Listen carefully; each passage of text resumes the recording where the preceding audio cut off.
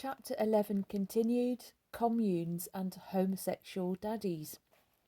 Quite a different alternative lies in the communal family. As transience increases the loneliness and alienation in society, we can anticipate increasing experimentation with various forms of group marriage. The banding together of several adults and children into a single family provides a kind of insurance against isolation. Even if one or two members of the household leave, the remaining members have one another.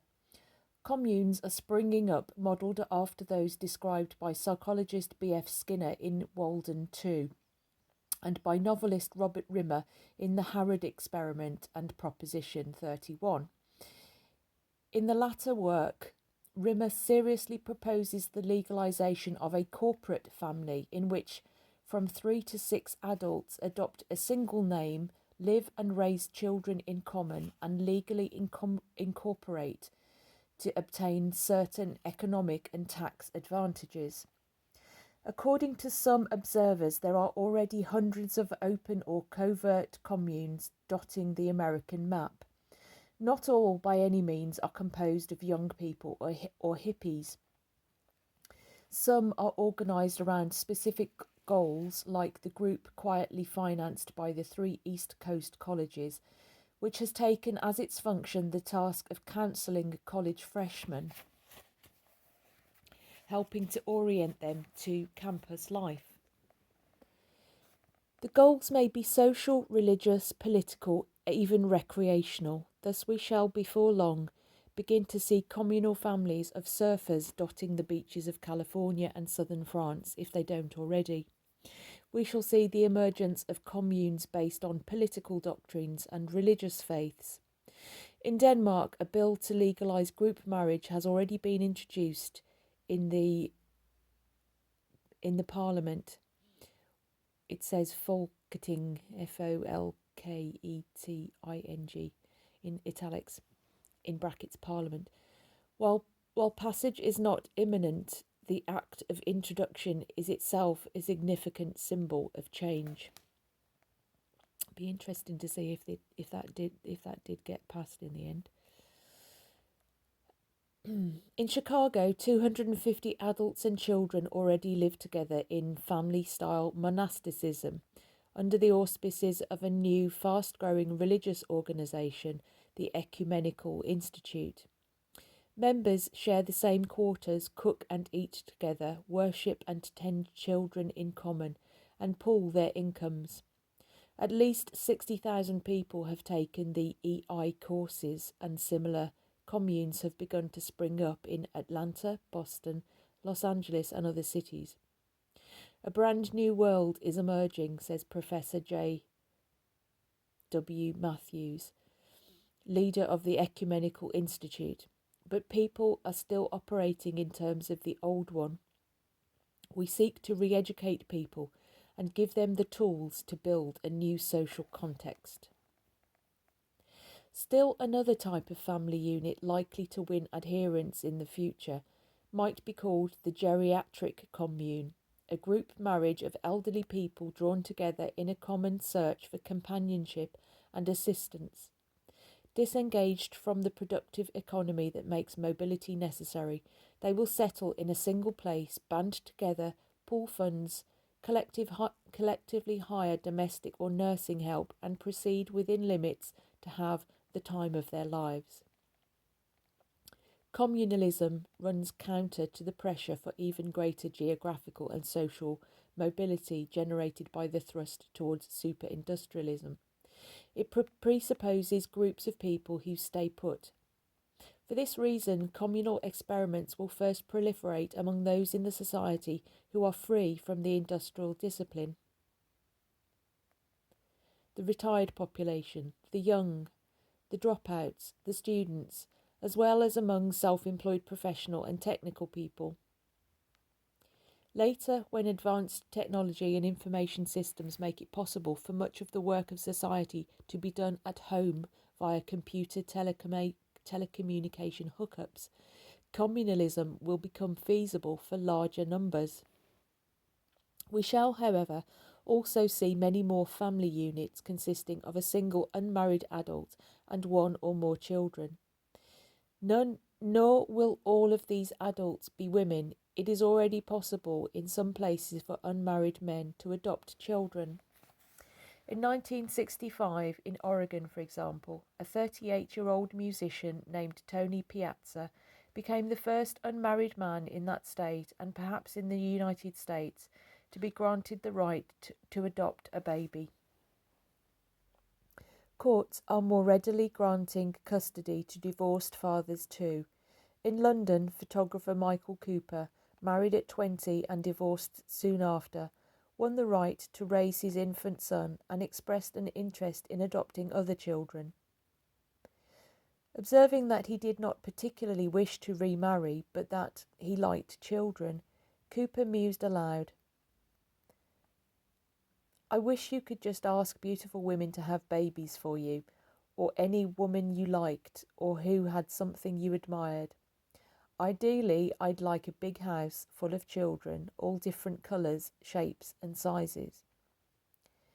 Romantic? Unmanly? Perhaps. Yet attitudes like these will be widely held by men in the future. Two pressures are even now softening up the culture, preparing it for acceptance of the idea of child rearing by men.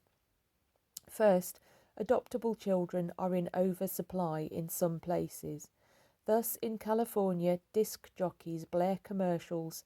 We have many wonderful babies of all races and nationalities waiting to bring love and happiness to the right families. Call the Los Angeles County Bureau of Adoption. At the same time, the mass media is in a strange non-conspiratorial fashion, appear to have decided simultaneously that men who raise children hold special interest for the public. Extremely popular television shows in recent seasons have glamorized womanless households in which men scrub floors, cook, and most significantly, raise children. My Three Sons, The Rifleman, Bonanza, and Bachelor Father are 4 examples. As homosexuality becomes more socially acceptable, we may even begin to find families based on homosexual marriages. This was written in 1970, don't forget. With the partners adopting children. Whether these children would be of the same or opposite sex remains to be seen, but the rapidity with which homosexuality is winning respectability in the techno-societies distinctly points in this direction. In Holland, not long ago, a Catholic priest married 2 homosexuals, explaining to critics that they are among the faithful to be helped. England has rewritten its relevant legislation. Homosexual relations between consenting adults are no longer considered a crime. I think this was in 1969 it became legal. I can't remember. It's either 1967 or 1969. And in the United States, a meeting of Episcopal clergymen concluded publicly that homosexuality might, under certain circumstances, be adjudged good. The day may also come when a court decides that a couple of stable, well-educated homosexuals might make decent parents. We might also see the gradual relaxation of bars against polygamy. Polygamous families exist even now, more widely than generally believed, in the midst of normal family.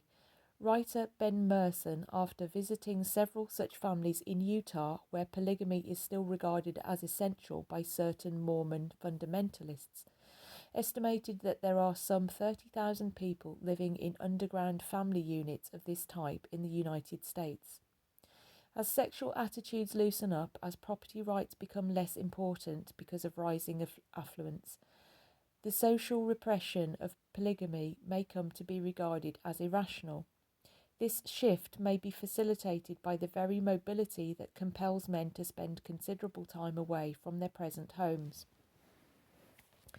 The old male fantasy of the captain's paradise may become a reality for some, although it is likely that under such circumstances the wives left behind will demand extramarital sexual rights. Yesterday's captain would hardly consider this possibility. Tomorrow's may feel quite differently about it. Still another family form is even now springing up in our midst, a novel child-rearing unit that I call the Aggregate Family. A family based on relationships between divorced and remarried couples in which all the children become part of one big family. Though sociologists have paid little attention as yet to this phenomenon, it is already so prevalent that it formed the basis for a hilarious scene in a recent American movie called Divorce American Style. We may expect aggregate families to take on increasing importance in the decades ahead. Childless marriage, professional parenthood, post-retirement child rearing, corporate families, communes, geriatric group marriages, homosexual family units, polygamy. These then are a few of the family forms and practices with which innovative minorities will experiment in the decades ahead. Not all of us, however, will be willing to participate in such experimentation. What of the majority? The next section will be called The Odds Against Love, but I'm going to have a little break for now. So this is the end of that section.